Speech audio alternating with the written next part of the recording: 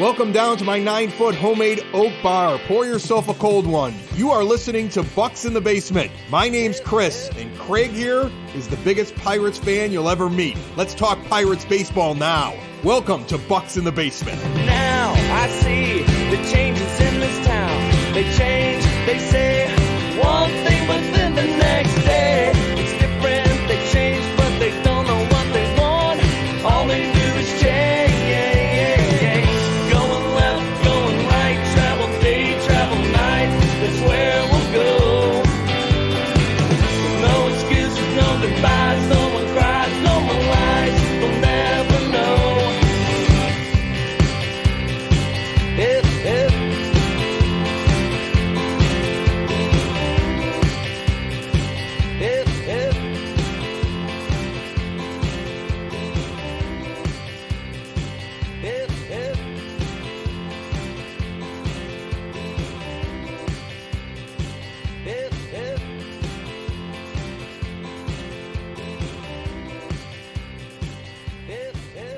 All right, guys, coming up here on Independence Day. When you're listening to this, happy Independence Day to everyone.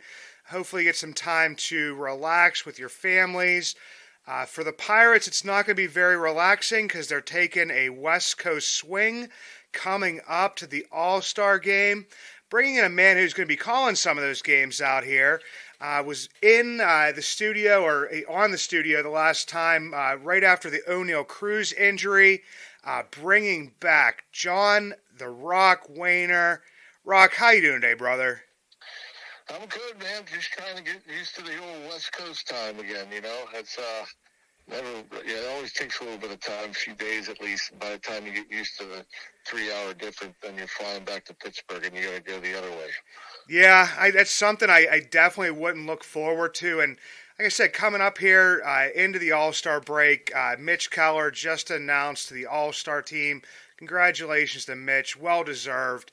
But Pirates fans like myself might not be catching as many of these games as possible because before we jumped on here, I told you that 11 o'clock is usually my cutoff. If a game goes past that, I don't know how much I'm going to see of it. But with this team going into this, we've gotten a little bit of an injection of youth. And I know that, fans and some writers, some reporters, bloggers, and podcasters like myself had been calling for this.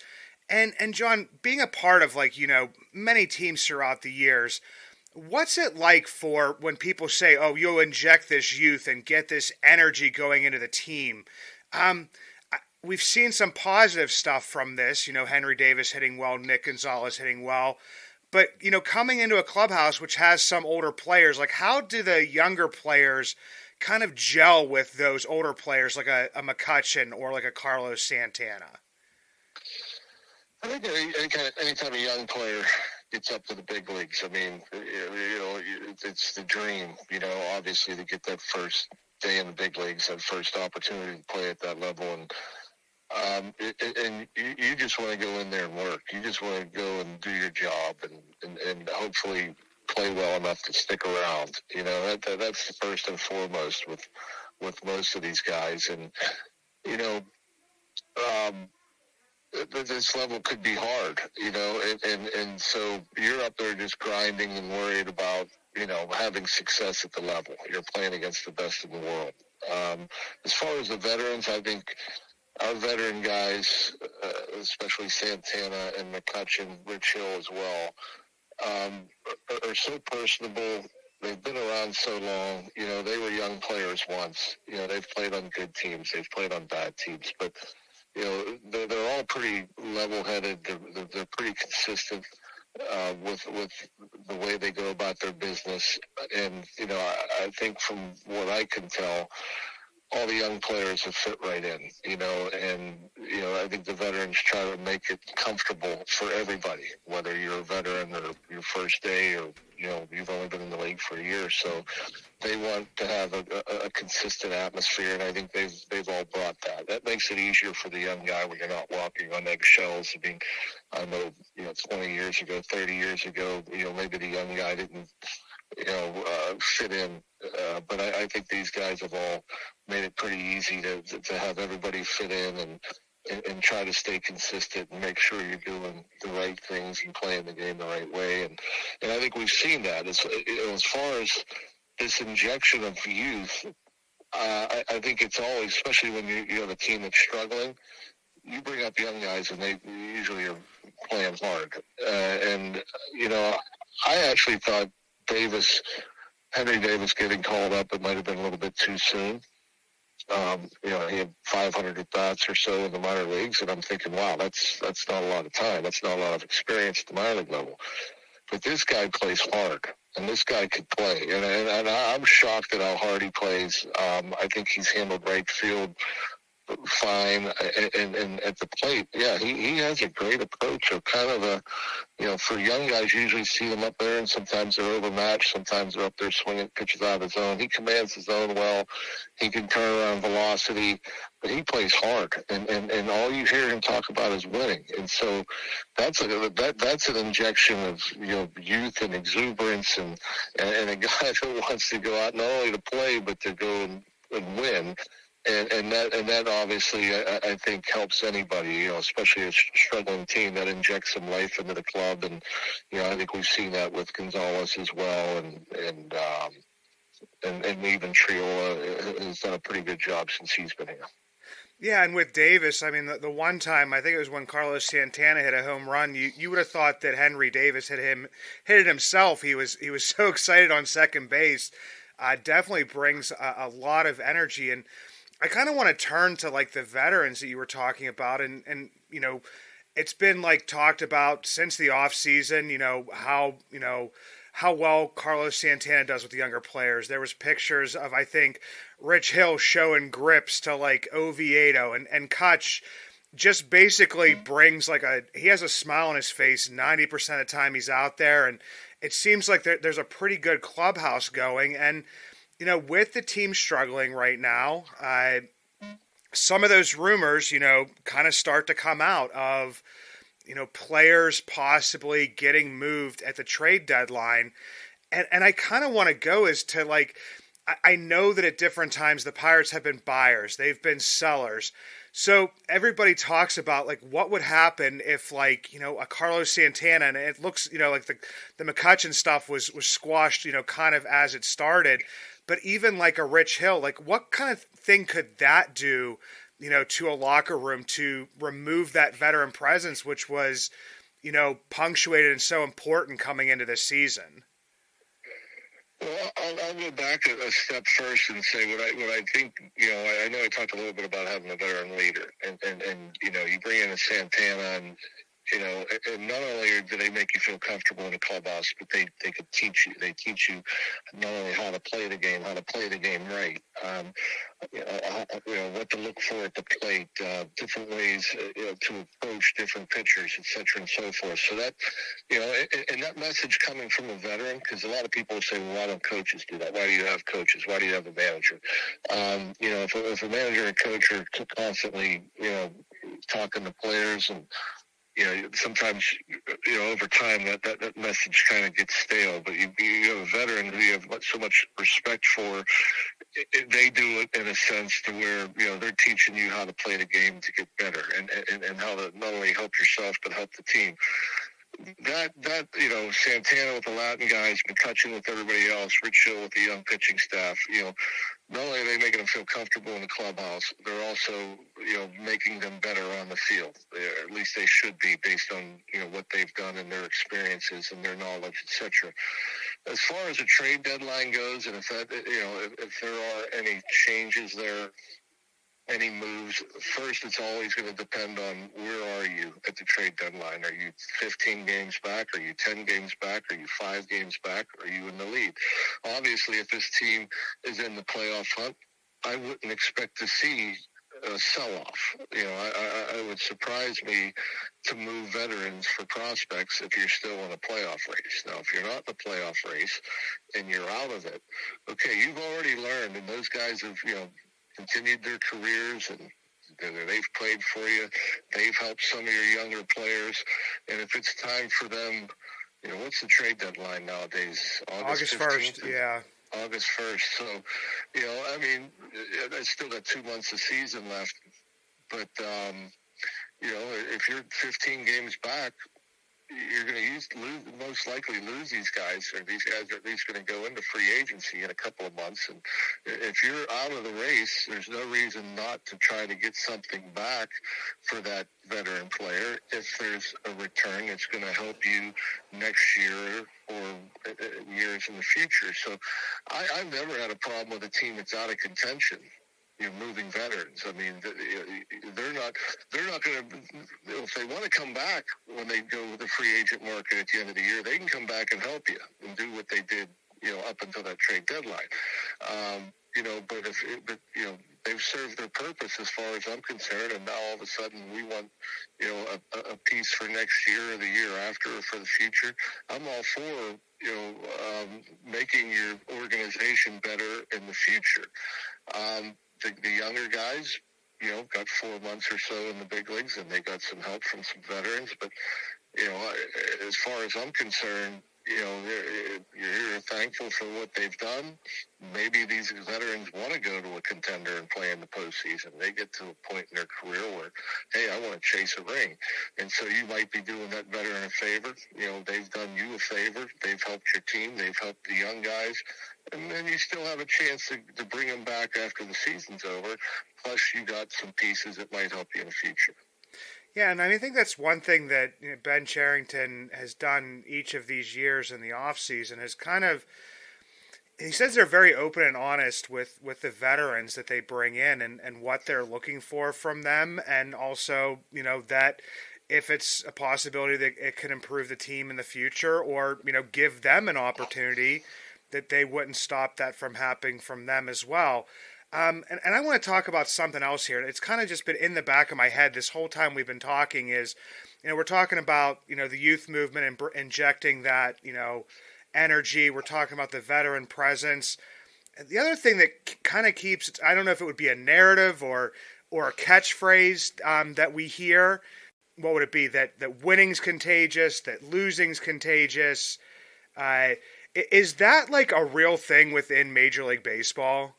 I think any team, you watch the best teams in baseball, and there's going to be hot streaks and cold streaks. And at times it looks like it could be contagious. I mean, the Pirates, they've struggled the entire last road trip. And then actually for a couple of weeks, they come home and they start, they can't get a hit with a runner in scoring position in a series, and then they get 4 in 1 inning. That makes you think it's contagious, your pitching goes and runs off 11 straight quality starts. I think, pitchers feed off of that, feed off of one another. And so, there are times, where, everything's clicking. In April for the Pirates, everything clicked. They played over their head for, a few weeks. And then in May, everything went the other way. And they weren't nearly as bad. They weren't nearly as bad as what they should in May. And it's just the ebbs and flows of the game. And, it just, sometimes, especially offensively, I think I could speak to is when you're struggling to score runs and you don't have a power hitting lineup. You start feeling that pressure. That pressure kind of mounts with runners in scoring position, and all of a sudden, you're chasing pitches out of the zone. You get out of your approach because you're trying to do too much. Other times when you're scoring runs, you're a little more relaxed at the plate, and your approach is solid, and everything's great, and you're more likely to come through in those situations. And so, the ebbs and flows of the game are the same for a young team, for a veteran team. I think a veteran team, a playoff caliber team, I think are usually a little more experienced and perhaps, in most cases more talented. And so, they're probably going to thrive a little more than a younger team. And sometimes a younger team needs to fail and experience that failure and learn from that failure, before, before they're a playoff caliber team. And so, but yeah, it's interesting the way baseball goes at times. It's just it's kind of a seesaw. Your ups and downs and everything else like that. And you just, you grind through it. And again, when things are going great, you try to remember what you're doing to continue to have success. And when things are going wrong, you try not to dwell on it, but instead learn from it. And and the more consistent you are as a group, as a team, as an individual, the more success you're going to have. And again, I just think that there are ebbs and flows for every team in both leagues, and it just happens. The better teams, their struggles are usually shorter. A younger team, those struggles might last a little bit longer. Yeah, and we hit one of those pretty long losing streaks, not too long ago.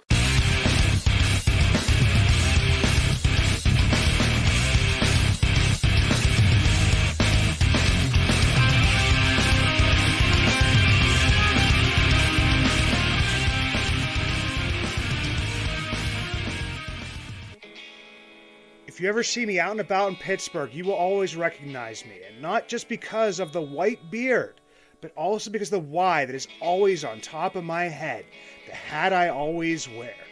The Yins brand, proud partners with Bucs in the Basement. 3 dynasties, 1 brand, Yins.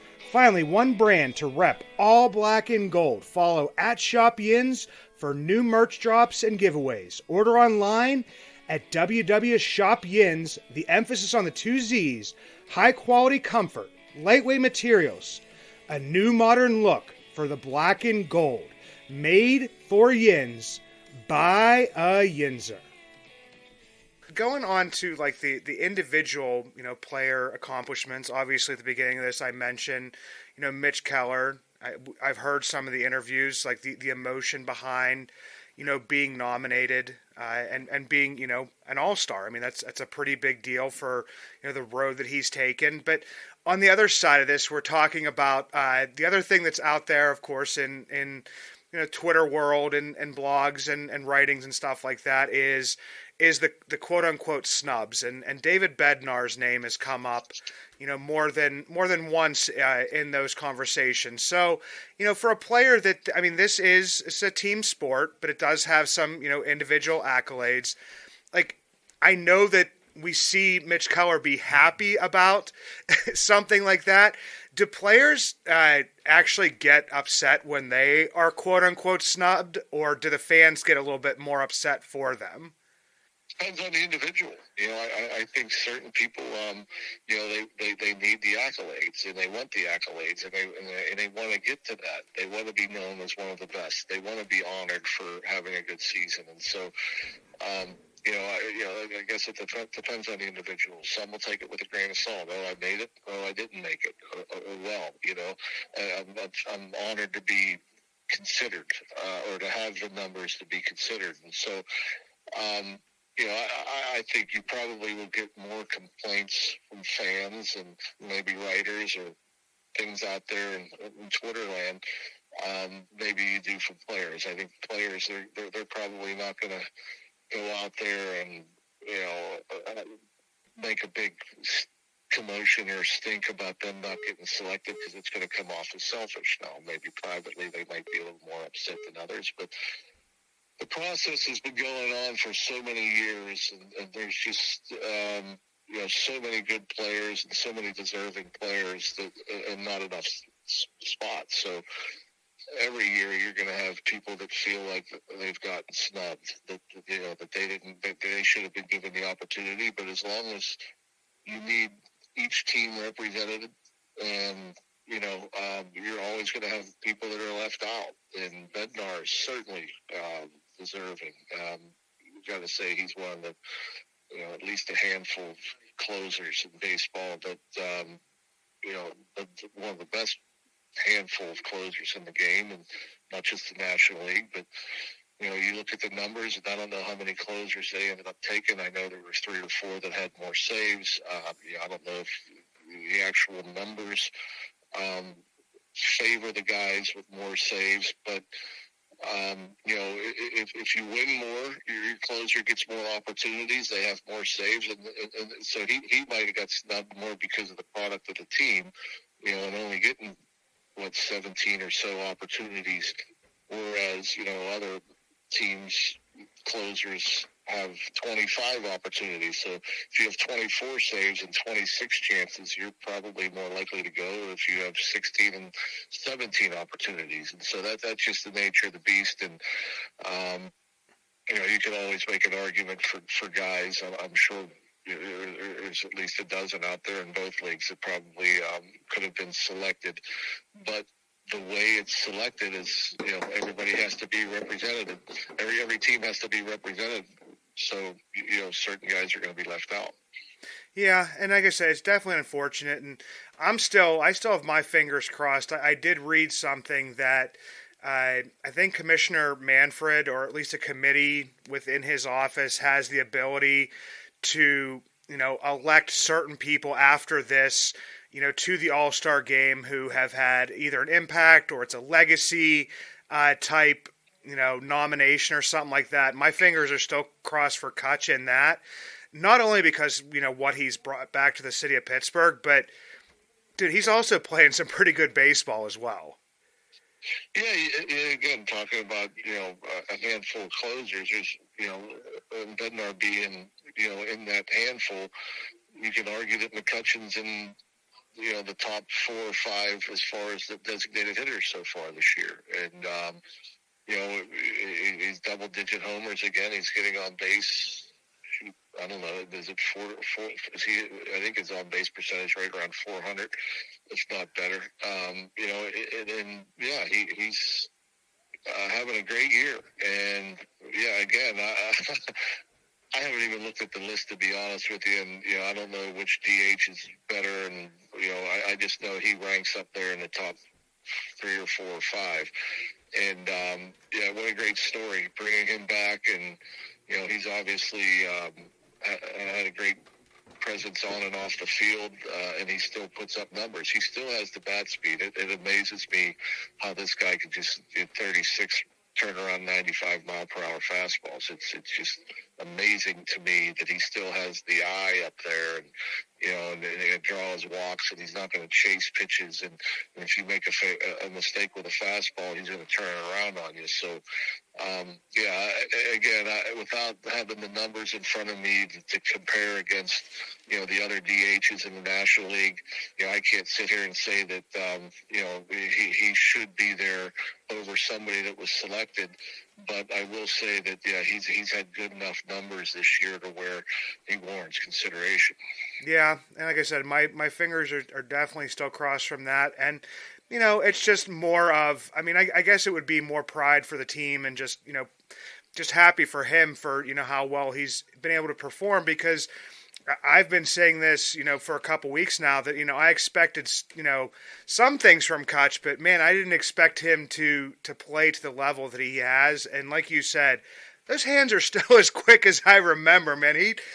Those singles into the outfield, because that's the thing was, when Kutch was here, he was an MVP. He did have a little bit of power, but most of it was just, he was just on the balls, and if he was hitting well and seeing the ball well, there wasn't too many that could get a ball past him.